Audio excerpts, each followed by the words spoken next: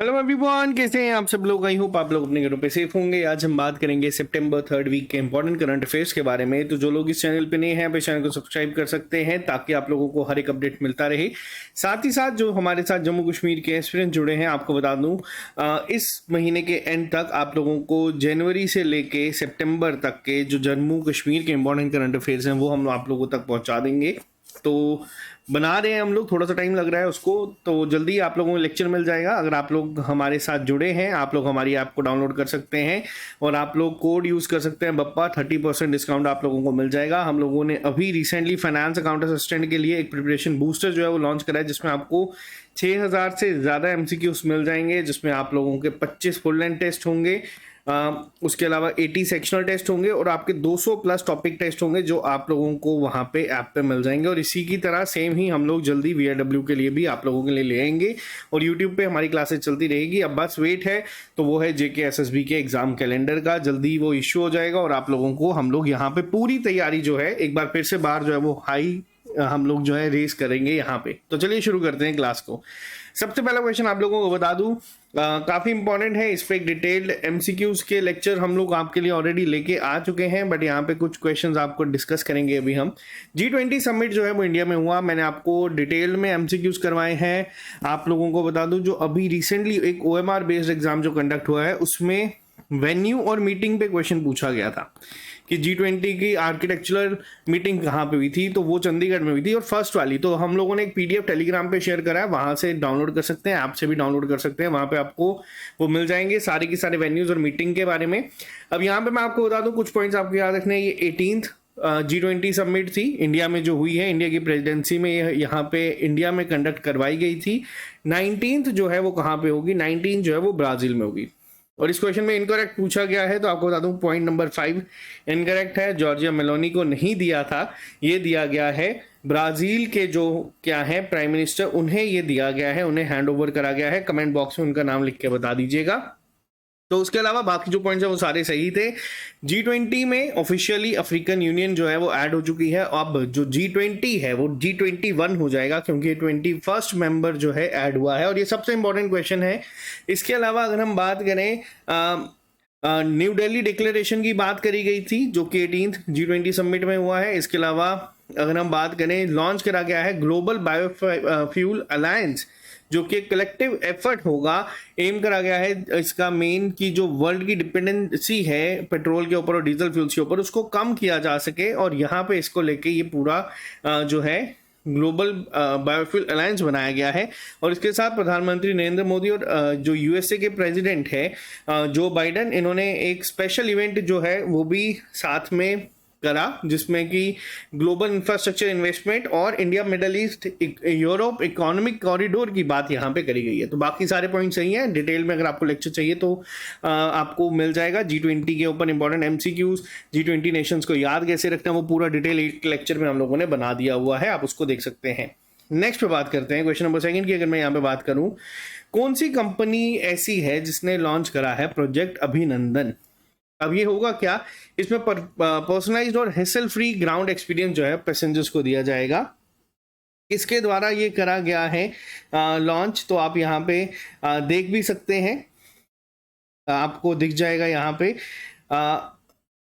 और एक और चीज मैं आपको बता दूं, जो इस क्वेश्चन के बारे में, ये जो क्वेश्चन आप लोग देख रहे हैं, इस क्वेश्चन पे आपको 2 तरीके के यहाँ पे बन सकते हैं। पहला, किसके द्वारा किया गया है, ये किया गया एयर इंडिया। एयर इंडिया को किसने खरीदा है, ये टाटा ग्रुप के द्वारा खरीदा गया था। अब आपको बताना है कितने अमाउंट में ये जो डील है ये हुई थी। रुपए में भी बता सकते हो, US डॉलर में भी बता सकते हो, क्योंकि ये क्वेश्चन जो है ये न्यूज़ में बहुत था उस टाइम पे, वापस से पूछा जा सकता है।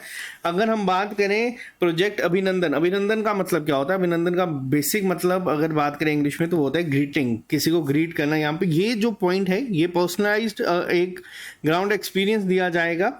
तो ये एयर इंडिया के द्वारा जो है ये करा गया है, और इन्होंने ये ऑफर करा है कि ये करेंगे जितने भी उनके पैसेंजर्स आते हैं। इसके अलावा सितंबर 3rd वीक में ही कुछ अप्रूवल्स हुए हैं कैबिनेट के द्वारा, तो उसमें आपको बताना है कि कौन सा जो है वो इनकरेक्ट है। मैं आपको बता दूं, पहला पॉइंट इनकरेक्ट है, बाकी 2-3 पे हम पहले डिस्कशन कर लेते हैं। यूनियन कैबिनेट ने अप्रूव करा है ई कोड प्रोजेक्ट फेज 3, जो कि सेंट्रल सेक्टर स्कीम होगी। 4 साल का इसका टाइम स्पैन होगा, जो 2023 से शुरू हो जाएगी, और इसको 7,210 करोड़ रुपए का जो एक फाइनेंशियल आउटले जो है वो यहाँ पे मिला है। इसके अलावा एमओयू साइन करा गया था ministry of electronics information technology और मिनिस्ट्री ऑफ हाईटेक इंडस्ट्री के द्वारा, ताकि जो कहाँ की है, रिपब्लिक ऑफ अर्मेनिया की। ये 2023 में करा गया था, लेकिन यहाँ पे अप्रूवल मिल चुका है। इसके अलावा यूनियन कैबिनेट ने अप्रूव करा है MOU with the which was signed between mighty of government, जिसे हम लोग ministry of electronics and information technology भी कहते हैं, और ministry of information communication technologies. ये कहाँ की है? ये है बारबुडा की। तो ये जो चीज़ें हैं ये जून में रेफर करी गई थी, लेकिन अप्रूवल इनका इस महीने में हुआ है। तो यहाँ पे ये जो बैंकिंग एग्जाम्स हैं उनमें कई बार आपको देखने को मिल जाता है। तो ये आप लोग जो बैंकिंग एग्जाम्स की तैयारी कर रहे हैं तो इसको आप लोग थोड़ा सा ध्यान में रखिएगा। नेक्स्ट पे हम बात करते हैं। नेक्स्ट क्वेश्चन जो आप लोगों के सामने है, कौन सा बैंक ऐसा है जिसको आरबीआई ने अप्रूवल दे दिया है to convert I process services private limited into a wholly owned subsidiary? तो यहाँ पे ये क्या है? तो देखो, ये जो किया गया है ये आईसीआईसीआई बैंक को अप्रूवल मिल चुका है। आईसीआईसीआई बैंक को आरबीआई ने अप्रूवल दे दिया है कि जो इनका कन्वर्ट कर सकते हैं ये आई प्रोसेस सर्विसेज, जिसको इंडिया प्राइवेट लिमिटेड या जो आई प्रोसेस के नाम से जाना जाता था, अब ये होली ओन्ड सब्सिडरी जो होगा इसमें कंसिडर किया जाएगा। तो ये याद रखिएगा, रिसेंटली किसको मिला है अप्रूवल? ये मिला है आईसीआईसीआई बैंक को। नेक्स्ट पे आते हैं, आईसीआईसीआई बैंक के इस समय एमडी और सीईओ कौन है? तो ये संदीप बख्शी हैं, इनको भी याद रखिएगा। और इसका हेडक्वार्टर कहाँ पे है ये कमेंट बॉक्स में लिख के बताइएगा। हेडक्वार्टर बहुत आसान है, आप लोग इसको लिख सकते हैं। आईसीआईसीआई बैंक का मैं यहाँ पे पूछ रहा हूँ। नेक्स्ट पे आते हैं, कौन सी ऐसी पर्सनैलिटी है, इंडियन पर्सनैलिटी है, जिन्होंने रिसेंटली जिन्हें ऑनर करा गया है कैवेलियर डांस आई ऑर्डर डेस आर्ट्स एट डेस लिटरेस? ये जो है ये knight of order of arts and letters है, गवर्नमेंट ऑफ फ्रांस के द्वारा दिया जाता है। बहुत बड़ा अवार्ड है। ये किसे दिया गया है? तो यहाँ पे आपको बता दूं, आप इन्हें यहाँ पे देख सकते हैं। देखने में आप लोगों को ये थोड़े से भुवन बाम की तरह लगेंगे, बीबी की वाइन्स, लेकिन ये वो नहीं है। ये अवार्ड जो है ये दिया गया है राहुल मिश्रा को, जो कि एक वेल नोन, अगर हम बात करें इंडियन के एक फैशन डिजाइनर है। इन्हें इस अवार्ड से सम्मानित करा गया है। थोड़ा सा बीबी की वाइन्स की तरह ये मिल रहे हैं शक्ल में, बट इससे कंफ्यूज मत होइएगा। राहुल मिश्रा को इस अवार्ड से दिया गया। अब देखो यहाँ पे क्या है, जो कोई भी इंपॉर्टेंट अवार्ड्स बाहर किसी कंट्री का इंटरनेशनल लेवल पे जो बहुत इंपॉर्टेंट अवार्ड्स होते हैं, वो कभी भी किसी इंडियन को अगर मिलता है वो न्यूज़ में रहता है, और वो आपके इंपॉर्टेंट अवार्ड्स के सेगमेंट में पूछा जाता है। जैसे कश्मीर यूनिवर्सिटी में लिखा हुआ है कि इंटरनेशनल अवार्ड्स, तो ये अवार्ड्स आपको पूछे जा सकते हैं। अगर आपका एग्जाम अगले महीने होता है तो यहाँ पे इस तरीके के क्वेश्चन आपको देखने को मिल सकते हैं। नेक्स्ट पे आते हैं, कौन सी कंपनी ऐसी है जिसने रिसेंटली साइन करा एक एमओयू इसरो के साथ, इंडियन स्पेस रिसर्च ऑर्गेनाइजेशन के साथ, और साथ ही साथ इन स्पेस के साथ। इन स्पेस का क्या नाम है? Indian national space promotion and authorisation centre to support space tech innovation through cloud computing. तो देखो यहाँ पे किसने ये करा है? ये करा गया है अमेजॉन वेब सर्विसेज के द्वारा। अमेजॉन वेब सर्विसेज इंडिया ने ये एमओयू साइन करा है इसरो और इन स्पेस के साथ, ताकि जितनी भी स्पेस टेक इनोवेशंस होंगी उन्हें क्लाउड कंप्यूटिंग के हेल्प से यहाँ पे सपोर्ट करने के लिए। काफ़ी इम्पोर्टेंट है इसरो का। जब से चंद्रयान 3 सक्सेसफुल लॉन्च हुआ है, तो इसरो के रिलेटेड क्वेश्चन आपको जो है साइंस एंड टेक में देखने को मिलेंगे ही मिलेंगे। साइंस एंड टेक में 2 तरीके से क्वेश्चंस बनते हैं, एक डिफेंस एंड टेक्नोलॉजी आता है, एक स्पेस एंड टेक्नोलॉजी आता है। तो चांसेस बहुत ज़्यादा हैं कि ये क्वेश्चन आपको आपके जेकेएस एग्जाम में भी देखने को मिल सकता है। इस पर भी एक डिटेल एमसीक्यूज लेक्चर हम लोग लेके आए हुए हैं, और इसके अलावा जो न्यूज़ अभी ये चल रही है ये भी आपको देखने को मिल सकती है एग्जाम्स में भी। सितंबर के महीने में इंडियन मेन फुटबॉल टीम जो है उन्होंने जीता है सैफ अंडर 16 चैंपियनशिप। सैफ की फुल फॉर्म है साउथ एशियन फुटबॉल फेडरेशन। इन्होंने किसको हराया है और ये फाइनल्स कहाँ पे हुए थे? देखो, सैफ इंपॉर्टेंट है, फुटबॉल इवेंट है, हर साल होते हैं ये। जो है इंडिया जीता है, हराया बांग्लादेश को है, बट आपको उससे भी ज़्यादा याद रखना है, आपसे डायरेक्ट पूछा जा सकता है कि सैफ अंडर 16 इस बार हुआ कहाँ पे था? तो ये जो है ये भूटान में खेला गया था। इंडिया जीता है। आमतौर पे ये टूर्नामेंट्स इंडिया ज़्यादा जीतता है, तो आप लोग इसको याद रख सकते हैं। 5वां टाइटल है ये इंडिया का। जो जीता गया है सैफ अंडर 15, 16 और 17 चैंपियनशिप में। तो ये आप लोगों को याद रखना। और इंडिया इस टूर्नामेंट की अगर बात करें तो सबसे ज़्यादा सक्सेसफुल कंट्रीज में की अगर बात करें तो इसमें इंडिया ही आती है। नेक्स्ट पे बात करते हैं हिंदी दिवस। हिंदी डे मनाया जाता है हर साल किस डेट को? देखो हर साल ये मनाया जाता है 14 सितंबर को हिंदी दिवस के रूप में। हिंदी दिवस को हम क्यों सेलिब्रेट करते हैं? क्योंकि इस दिन अडॉप्ट करा गया था एक डिक्लेरेशन ऑफ हिंदी जो कि देवनागरी स्क्रिप्ट में था और इसको कंसीडर किया था one of the official languages of India. तो उस दिन को तब से लेके अभी तक ये हम लोग हर साल 14 सितंबर को मनाते हैं।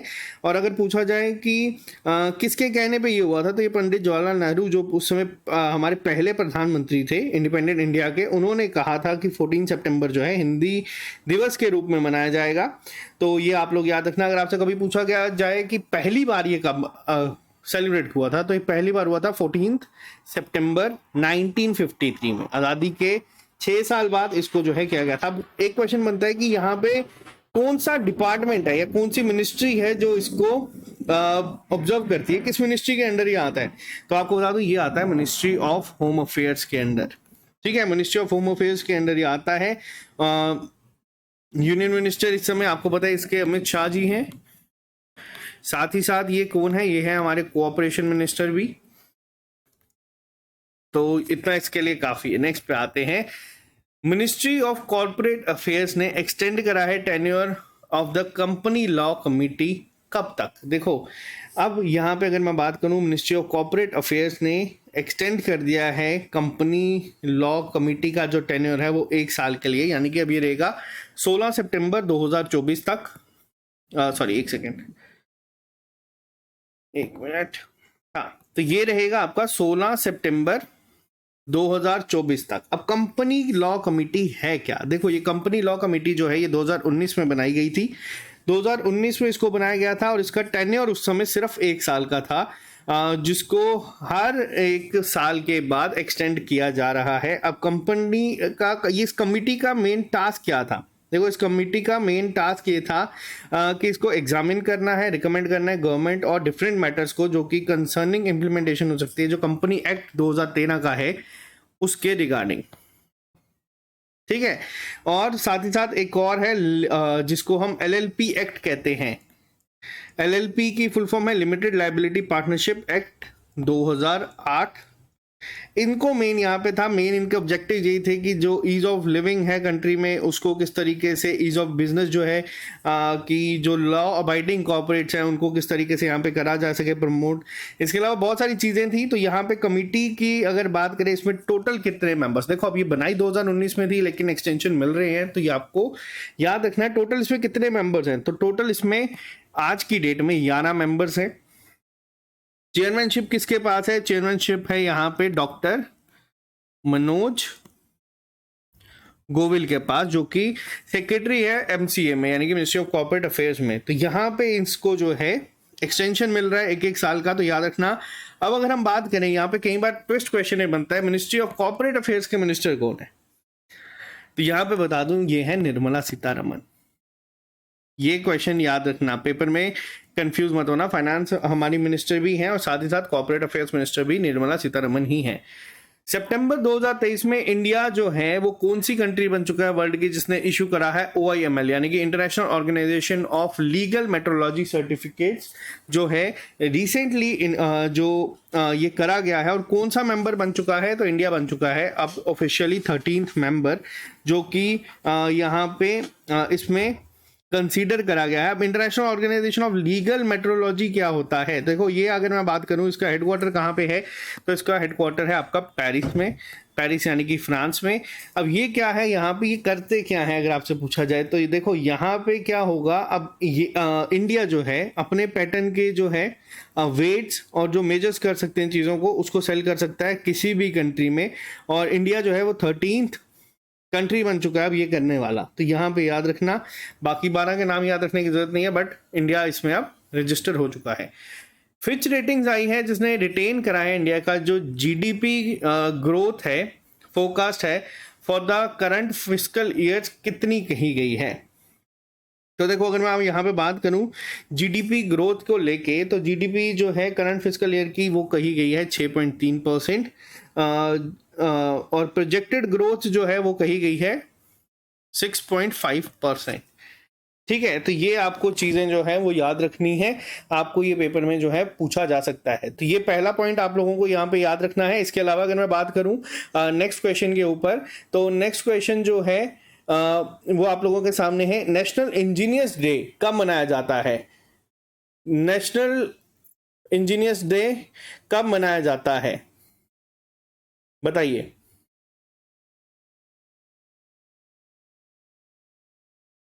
बताइए जल्दी से।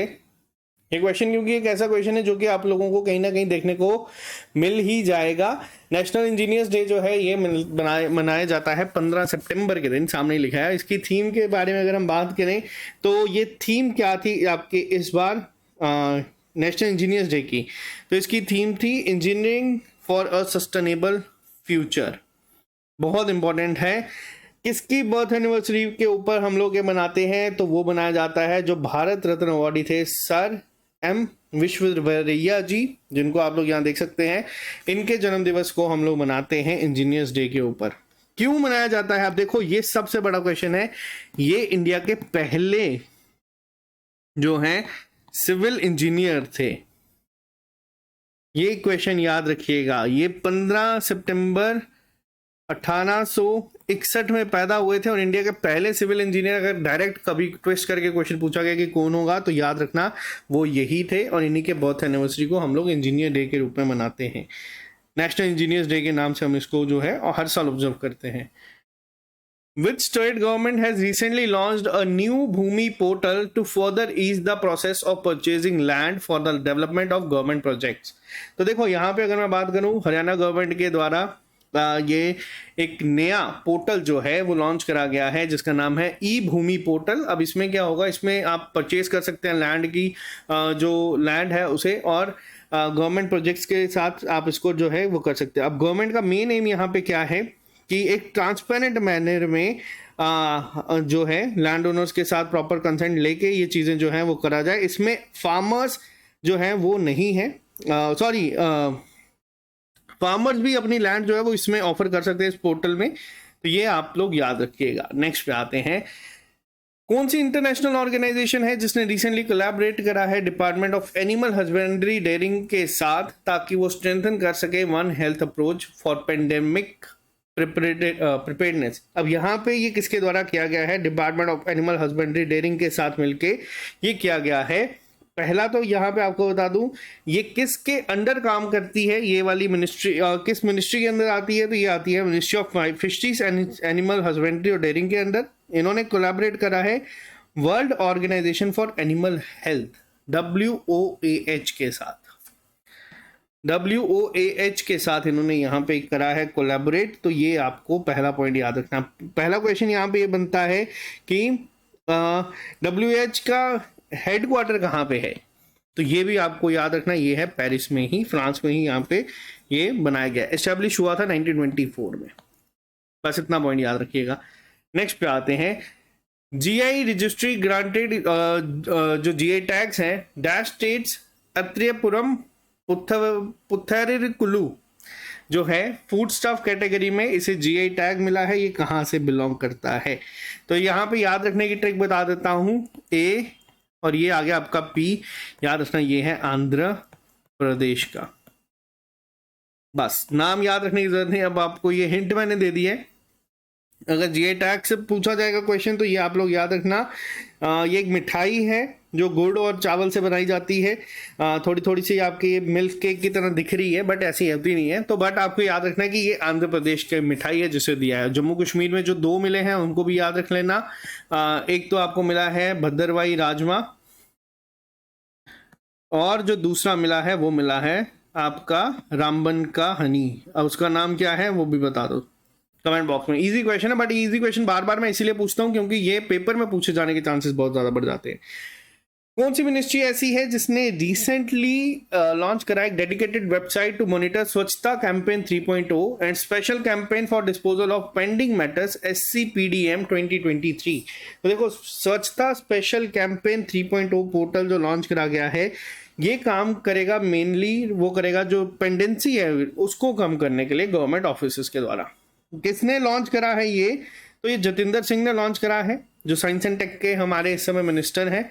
तो इन्होंने यहाँ पे इसको लॉन्च करा है, इनको याद रखना। नेक्स्ट पे आते हैं, what was the theme of international day for the preservation of the ozone layer that was observed across globe by the United Nations on 16 September 2023। one of the most important question कि ozone layer day कब मनाया जाता है? ये 16 सितंबर के दिन मनाया जाता है।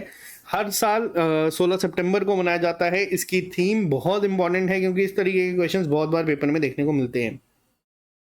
इसकी थीम थी Montreal protocol fixing the ozone layer and reducing climate change. बहुत इंपॉर्टेंट क्वेश्चन है, बहुत ही ज़्यादा ये पूछा जा सकता है आपके एग्जाम में। तो और ये बार बार पूछा जाता है, ऐसा नहीं है कि इम्पॉर्टेंट है नहीं है। तो ये बहुत बार ऑलरेडी मैंने एग्जाम्स में आते हुए क्वेश्चन को देखा है। कई बार ओजोन लेयर, जब आपको पता है कोई डे जब बहुत बार पूछ लिया जाता है तो उसकी थीम जो है वो पेपर में आना शुरू हो जाती है। नेक्स्ट की अगर बात करें, नेक्स्ट क्वेश्चन भी इंपॉर्टेंट है। International coastal clean up day जो है ये कब मनाया जाता है? देखो, ओजोन लेयर जो है ऊपर आपकी आ जाती है और कोस्टल जो है उस आपकी यहाँ पे धरती पे आ जाती है। तो कोस्टल क्लीन अप डे भी आपका कब मनाया जाता है? 16 सितंबर के दिन ही मनाया जाता है। ट्रिक्स आप लोग अपने हिसाब से बना सकते हैं, लेकिन इसका जो थीम थी वो थी सी द चेंज। आजकल हैशटैग वाली थीम थोड़ी ज़्यादा चल रही है, तो इसको याद रखना। सी द चेंज जो है वो पूछा गया था। अब पेपर में इंटरेस्टिंग क्वेश्चन क्या है ये मैं आपको बताता हूँ। इंटरनेशनल कोस्टल डे हर साल 16 सितंबर को नहीं मनाया जाता। ये मनाया जाता है हर साल जो 3rd सैटरडे होता है सितंबर का, उस दिन। तो ये अब आपको याद रखना है। नेक्स्ट पे आते हैं, कौन सी स्टेट ऐसी है जिसने लॉन्च कराई है एक स्कीम जिसका नाम है कलेंगनार मगालिर उरिमई थितम, a woman's right grant scheme to provide financial assistance of rupees 1000 per month for women। अब ये किसके द्वारा करा गया? देखो, ये जो स्कीम्स वुमेन के लिए लॉन्च करी जाती है ये बहुत इंपॉर्टेंट होती हैं। इसके अलावा जो है आपको इनके नाम याद रखने हैं। थोगई इसका जो नाम है रखा गया है, कलेगनार मगलैर उरुमई थिथम जो ये स्कीम है, इसमें एक तो आपको याद रखना है कि अमाउंट कितना दिया जाएगा। ये 1000 रुपये पर मंथ दिया जाएगा वुमेन को, जो रिकॉग्नाइज किया जाएगा, जो कि हेड ऑफ द फैमिलीज होगा। अब ऐसा नहीं है कि हर एक औरत को यहाँ पे दे दिए जाएंगे, जो हेड होगी इस समय फैमिलीज की उन्हें दिया जाएगा ये। और ये करा गया है तमिलनाडु के द्वारा। तमिलनाडु गवर्नमेंट ने इसको लॉन्च करा है। नेक्स्ट पे बात करते हैं, कौन सी स्टेट है, और ये one of the most important question है, आपके एग्जाम में जरूर देखने को मिलेगा ही मिलेगा, जो जम्मू कश्मीर से बच्चे हैं। JNK का जो उधमपुर रेलवे स्टेशन है उसका नाम जो है वो बदल दिया गया है। अब उसका नाम रखा गया है कैप्टन तुषार महाजन रेलवे स्टेशन के नाम पे। ये शहीद हुए थे, इनके नाम पे रखा गया है उधमपुर रेलवे स्टेशन का नाम। और अगर मैं बात करूं, ये अप्रूव किसके द्वारा हुआ है? ये अप्रूव किया गया था मिनिस्ट्री ऑफ होम अफेयर्स के द्वारा। तो ये जो है जम्मू कश्मीर में, आप लोगों को इसका आंसर तो पता ही है, बट इसका नाम याद रखना कि कौन से रेलवे स्टेशन का नाम चेंज किया है, और इसके अलावा आपको ये याद रखना है कि अब किसके नाम पे रखा गया है। नेक्स्ट पे बात करते हैं, which of the following Indian heritage sites जो है has been recently inscribed on the United Nation UNESCO world heritage list under the cultural heritage category. One of the most important question है ये भी। अब पहले आप लोग मुझे इसका आंसर देख के बताइएगा, आपको क्या लगता है इसका आंसर क्या होगा। ये क्वेश्चन जो है इंपॉर्टेंट टूरिस्ट डेस्टिनेशंस की अगर बात करूं वहां पे भी, और इसके अलावा अगर मैं बात करूं, ये क्वेश्चन जो है आपको देखने को मिलेंगे ही मिलेंगे, क्योंकि हमने देखा था रामप्पा टेम्पल और जो वर्ल्ड हेरिटेज साइट्स में कंसीडर किए गए थे, तो ये क्वेश्चन आपको देखने को मिलता ही मिलता है। पहले आप लोग बताइए इसका आंसर क्या होगा। आप लोग काफ़ी टाइम से, हम लोग क्योंकि डेली जो करंट अफेयर्स हैं वो अपलोड करते हैं, उसमें आप लोग देखते आ रहे हैं चीज़ों को, तो बताइए इसका आंसर क्या होगा, बताइए जल्दी से। और यहाँ पे ये जो है, अब पहला क्वेश्चन बनता है कि यूनेस्को की टोटल हेरिटेज साइट्स कितनी है इंडिया में। तो पहले थी 40, पिछले साल 39 जो थी वो थी बनी थी रामप्पा टेम्पल। बहुत इंपॉर्टेंट क्वेश्चन है, इसको आप लोग मोस्ट इंपॉर्टेंट मार्क कर दीजिएगा। ये पेपर में ऑलरेडी क्वेश्चन जो पूछे गए हैं, बहुत सारे पेपर में आए हैं। ये था रामप्पा टेम्पल आपका तेलंगाना में। फिर बनी थी 40th धोलावीरा, ये थी आपकी गुजरात में। अब 41st और 42nd कौन बनी है ये आपको बताना है। चलो मैं भी आपको यहाँ पे बता देता हूँ। पहले तो आपको याद रखना है कर्नाटका का सेक्रेड एंसेम्बल्स जो है ये बनाए गए हैं होशाला, जो होशालास्क में है उसे बनाया गया है। 41st जो है वो ये है, और 42nd की अगर मैं बात करूं, सॉरी एक सेकेंड रुकिएगा, जो शांति निकेतन है वेस्ट बंगाल का ये 41st है, और जो सेक्रेट एंसेम्बल्स हैं ये 42nd है। ये मोस्ट इंपॉर्टेंट क्वेश्चन है, आंसर आपका हो जाएगा बोथ 1 और 2। इसको आपको याद रखना ही रखना है, ये पेपर में आपको गारंटी देखने को मिलेगा यूनेस्को के द्वारा। अब इंडिया में टोटल हेरिटेज साइट्स कितनी हैं, ये हैं 42, और ये अनाउंस कहाँ पे किया गया है, ये जो 45th एक्सटेंडेड सेशन हो रहा है वर्ल्ड हेरिटेज कमेटी का यूनेस्को के द्वारा, तो ये रियाद में चल रहा है सऊदी अरेबिया में, वहां पे इसको अनाउंस किया गया है। One of the most important question आज के लेक्चर में, सबसे ज्यादा इंपॉर्टेंट क्वेश्चन यही है। नेक्स्ट की अगर मैं बात करूं, according to 2023 digital quality of life index, कौन सी कंट्री के द्वारा ये टॉप करा गया है और इंडिया का रैंक इसमें क्या रहा है। देखो टॉप किया गया है ये फ्रांस के द्वारा। और इंडिया की बात की जाए कि इंडिया का रैंक यहाँ पे क्या रहा है, तो इंडिया का रैंक यहाँ पे रहा है 52nd। देखो इंडेक्स है, रैंकिंग है, ये पूछा जाएगा। और किसके द्वारा रिलीज करा गया है इसको भी याद रख लेना, सर्फशार्क लिमिटेड ने इसको रिलीज करा है, डिजिटल क्वालिटी ऑफ लाइफ। तो यहाँ पे इंडिया का रैंक जो है वो 52nd रहा है। नेक्स्ट पे आते हैं, कौन सी ऐसी पर्सनालिटी है इंडिया से जो कि अपनी टीम के साथ जिन्होंने 2023 नोबेल प्राइजेस जीता है मैकेनिकल इंजीनियरिंग कैटेगरी में। अब देखो यहाँ पे ये जो है IG नोबेल प्राइजेस है, ये अलग है मैकेनिकल इंजीनियरिंग में, लेकिन ये इवेंट बहुत इंपॉर्टेंट है। तो किसके द्वारा जीता गया है ये अवार्ड, बताइए यहाँ पे किसके द्वारा इंडिया की टीम जो है साइंटिस्ट की जिसने ये अवार्ड जीता है। इसमें इंडियन इंजीनियर्स भी हैं, तो यहाँ पे इनका नाम आप लोग पहले मुझे बताइए, फिर हम लोग चलते हैं नेक्स्ट पे। 10 कैटेगरीज थी इसमें, अलग अलग तरीके से होता है ये इवेंट। इंडियन रिसर्च टीम जो है उसने ये अवार्ड जीता है, किसके द्वारा, कौन है इसमें। अब आप लोगों ने देखते हैं कितने बच्चे ऐसे जिनको इस क्वेश्चन के बारे में पता है, बताइए जल्दी से।